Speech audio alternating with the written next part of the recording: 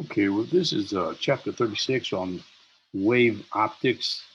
Let me hide this so that it doesn't interfere with the presentation. And it starts off with a hummingbird. And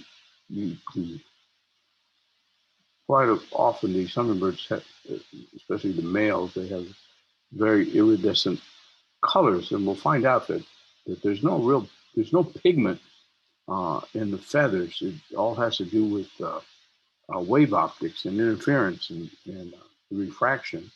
I'll we'll touch on that a little bit later. But let's go on to the Young's double slit experiment. And if you have uh, light coming into a barrier, you can see here when these slits in the barrier, very small um, slits. You'll get a pattern. You'll get a repeating uh, pattern of these light and dark fringes, where you see the bright red. That's because of constructive interference, and where it's dark, that's because of destructive interference.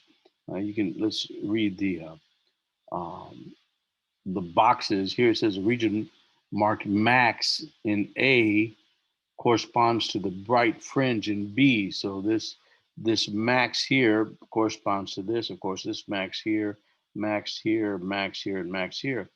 The mins are the destructive interference. That's the dark bands. Let's read the bottom box. The waves add constructively at the red dots and destructively at the black dots. And there it's talking about these dots here on the side here, the red dots and the black dots. And of course, the product ends up here on the screen, looking like this. Okay, and so if you have if you have these two waves, the light waves coming in at your viewing screen, when you're right dead center, that's the m equals 0. We'll get to that later. That you get a bright fringe, and uh, so you have constructive interference occurs at point O when the waves combine, and constructive interference also occurs at point P, where you can see that they're back in phase. Now here you can see they're out of phase. This one is on top. This one's on the bottom. So the destructive interference occurs when at point R when the two waves combine because the lower half falls one half a wavelength behind the upper wave. Um, so now, what do we need to see these fringes? If you just cut like uh,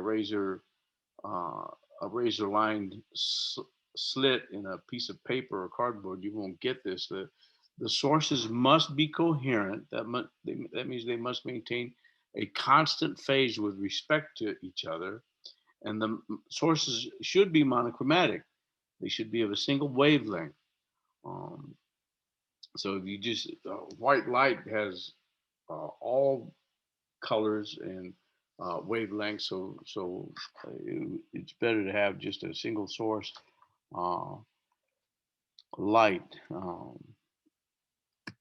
Okay, uh, so here again we see the waves coming in, and you can see how they cross here, and that's constructive interference. This is the destructive interference. You can see how they're out of phase with each other. Now, light passing through these narrow slits, it doesn't behave this way. It doesn't just, you know, if you were to put a panel here, you would just see like two dots or two slits. The light passing through the narrow slits diffracts, and that means it spreads out. If you recall the Huygens principle, that each of these points acts as a source.